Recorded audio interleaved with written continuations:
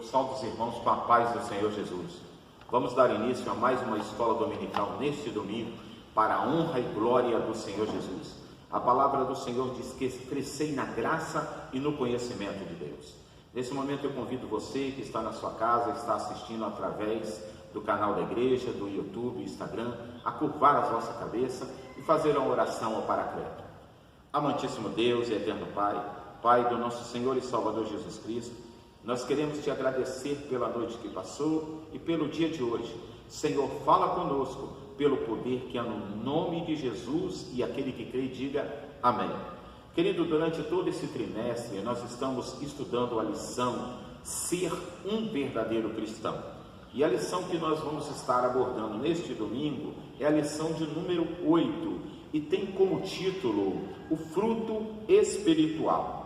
O texto bíblico base está baseado em Mateus, no capítulo 7, do versículo 16 ao versículo 20. Quando você tiver um tempinho na sua casa, abra a sua Bíblia e leia Mateus, capítulo 7, do versículo 16 ao versículo 20. Eu vou ler somente um versículo para que nós possamos extrair dessa lição aquilo que o Espírito Santo quer nos ensinar nesta manhã. Mateus, no capítulo 7, no versículo 16, diz assim: por seus frutos os conhecereis. Porventura, colhe-se uva dos espinheiros ou figo dos abrolhos? Também nós temos um ensinamento aqui no livro de Salmos, do capítulo 1, do versículo 1 ao versículo 16. Eu vou ler somente o Salmo, capítulo 1, versículo 1, diz assim: bem-aventurado o varão que não anda segundo o conselho dos ímpios, nem se detém no caminho dos pecadores, nem se assenta na roda dos escarnecedores. O objetivo dessa lição, nesta manhã, é compreender a qualidade do fruto que o cristão deve produzir. A grande pergunta para mim, para você, é: que tipo de fruto nós estamos produzindo, afinal de contas?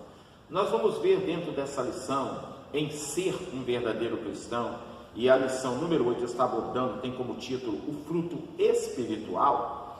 Nós vamos ver aqui, querido, que é necessário que na minha vida e na sua vida, algumas coisas possam ocorrer para que nós, como fruto, que é uma analogia que o Senhor está fazendo, que na verdade o autor está fazendo aqui, comparando a vida do cristão como uma árvore frutífera. E nós vamos ver em toda a Bíblia que o próprio Jesus, a Bíblia toda vai fazer essa comparação de um ser humano à árvore. Comentário, palavra introdutória, diz assim: o verdadeiro cristão é conhecido pelos frutos que produz, da mesma maneira que a árvore é conhecida por seus frutos. Para muitos, no entanto, o verdadeiro cristão é mensurado pelos dons espirituais que possui. Quanto mais dons, mais fiel e poderoso ele é considerado. Esse conceito, porém, não está correto, pois a sinceridade, a lealdade e a fé, por exemplo, não pode ser julgada pelos dons. Basta lembrar que os dons são propriedade do Espírito Santo, que ele distribui a cada um como quer, e isso para proveito do corpo de Cristo, para a edificação da igreja. Contudo, o caráter é algo fundamental. Ou seja, tem-se uma concepção que quanto mais dom a pessoa tem, mais poderosa a pessoa é. Mas aqui o autor está fazendo uma ressalva e está nos comparando, na verdade, toda essa lição de hoje, desse domingo, está comparando justamente o cristão ao fruto espiritual. Que tipo de fruto? E é uma árvore, né? Uma árvore que dá fruto, nós produzimos. Então, os dons são distribuídos pelo Espírito Santo, já ficou bem claro aqui para nós. Para quê? Para edificação da igreja. E nós vamos observar que muitas pessoas têm um dom. Que dom? Dom da palavra, dom do ensinamento. Então é distribuído para quê? Dom de cura, e aí vai dom de revelação. Mas acima de todos esses dons tem que existir a sinceridade, a lealdade e a fé. Porque nós vivemos num mundo onde as pessoas, Deus pode distribuir esse dom? Pode, mas são pessoas insinceras, são pessoas que não são leais e não têm fé. Então é necessário ser sincero, ser leal e ter fé. Pastor, mas isso pode acontecer, Deus distribuir um dom para alguém que não é leal, para alguém que não é sincero, para alguém que não tem fé? Querido, nós não estamos aqui limitando Deus. Observe bem que quando nós olhamos a história de Israel, quando ele vai se aproximando da terra prometida, um homem chamado Balaque, ele vai contratar um homem chamado Balaão, e ele era conhecido como um profeta no meio daquela região, no meio daquele povo. Ele tinha dons, a palavra dele era uma sentença. Então, quando nós começamos a analisar a vida desse profeta, nós vamos ver que esse profeta, ele era visto como alguém que recebia dinheiro para quê? Para profetizar. A história nós conhecemos muito bem, e o final foi trágico, porque o Senhor disse para ele que ele não poderia amaldiçoar aquele que Deus abençoa. Então, a pessoa que tinha dom, Deus deu esse dom a ele, mas usou de uma forma errada. E para Deus o que conta é a sinceridade, a lealdade e a fé. E acima de tudo, querido, o nosso caráter é algo fundamental. Nós não se vendemos, não se trocamos, continuamos firmes na fé em Cristo Jesus, nosso Senhor. Por isso a grande pergunta ainda é: que tipo de fruto nós estamos produzindo? Porque infelizmente no nosso meio existem muitos falsos profetas, alguns que profetizam da carne. Então é necessário nós identificarmos ou tentarmos identificar, porque vão estar vestidos com roupa de profeta, com fala de profeta, mas o coração está longe de Deus. Ele vive uma vida dupla, uma vida dentro da igreja, no templo, e a outra vida fora do templo. Mas o Senhor conhece, e aqui está dizendo: pelos seus frutos os conhecerei. Vamos lá. 1.1: ser uma árvore. O cristão é comparado a uma árvore que precisa dar fruto. Ele é como a oliveira verde na casa de Deus, como descreve o salmista no Salmo 52, no versículo 8. Para chegar à frutificação, as árvores precisam de certos cuidados, como água, boa terra, adubo, poda e limpeza. Depois de passar por esses cuidados, ele cresce e frutifica. Os frutos, portanto, não aparecem do nada. Da mesma maneira acontece ao cristão, que também precisa submeter-se a cuidados específicos, a fim de que cresça e produza frutos para o reino de Deus. Então aqui, o autor, mais uma vez, ele está fazendo uma comparação entre o cristão e uma árvore. Ele está dizendo: a árvore precisa de poda, precisa de adubo, precisa de limpeza. Assim é na nossa vida espiritual, querido. Muitas das vezes o Senhor vai limpando, vai retirando aquilo que não presta da nossa vida, para que nós, como cristãos, possamos produzir bons frutos, tá? A árvore plantada junto à ribeira. Quando nós olhamos o Salmo 1, do versículo 1 ao versículo 3, nós vamos ver falando sobre isso. O cristão que se guarda das más companhias e procura pautar a sua vida pela palavra de Deus, é comparado a uma árvore plantada junto a ribeiro de águas, que no tempo próprio produz bons frutos. Você ouviu aqui no começo, não pode uma árvore má produzir bons frutos, nem uma árvore boa produzir frutos maus. Cada um vai produzir o próprio fruto num tempo certo. Então aqui tem uma advertência para o cristão, O cristão, ele deve evitar as más companhias, as más conversações, porque alguém está observando o cristão e que tipo de fruto, ou melhor, que tipo de testemunho nós estamos dando diante da comunidade que nós vivemos. 1.1.2: o processo usado para que a árvore cresça e produza bons frutos. Deus pode utilizar tribulação, adversidade, para retirar os excessos que prejudicam a produção de bons frutos na vida de seus filhos. Em geral, as árvores crescem de maneira natural e até desordenada. Ou seja, você já observou um jardim? No jardim, você pode ver que as árvores vão crescendo. Se você não chamar o jardineiro para podar, vai crescendo de uma forma desordenada. Então precisa se limpar, precisa haver uma poda. E observa que quando o jardineiro usa, ele vai usar geralmente um rastelo, Um rastelo vai penetrar na terra. Então, às vezes, o Senhor, ele faz isso conosco, o jardineiro. Quando a gente olha em João, no capítulo 15, nós vamos ver que o Senhor está ensinando sobre a videira e sobre o lavrador. Nós vamos ver que ele se compara ao próprio Cristo, a videira verdadeira. Ele diz: o meu pai é o lavrador, é aquele que cuida da videira. Ele diz: toda árvore que não dá fruto, arranque-a, mas a que dá fruto, você vem podando, limpando, para que dê mais frutos. Então é necessário, às vezes, o Senhor, ele permite a tribulação na vida do cristão, a adversidade, para quê? Para que o cristão produza bons frutos, para que isso venha a ser um alerta na vida do cristão. Às vezes o cristão acha que ele chegou a um patamar que ele não precisa mais do cuidado de Deus, ele não precisa estar na casa de Deus, ele não precisa ter comunhão com Deus. Então Deus permite essa adversidade para resgatar, trazer o seu servo novamente para junto dele. 1.2. As várias espécies de árvores citadas na Bíblia. Nós vamos ver aqui que tem árvores inúteis, tem árvores boas, tem vários tipos de árvore. A Bíblia fala de diversas espécies de árvores, todas conhecidas por sua própria qualidade.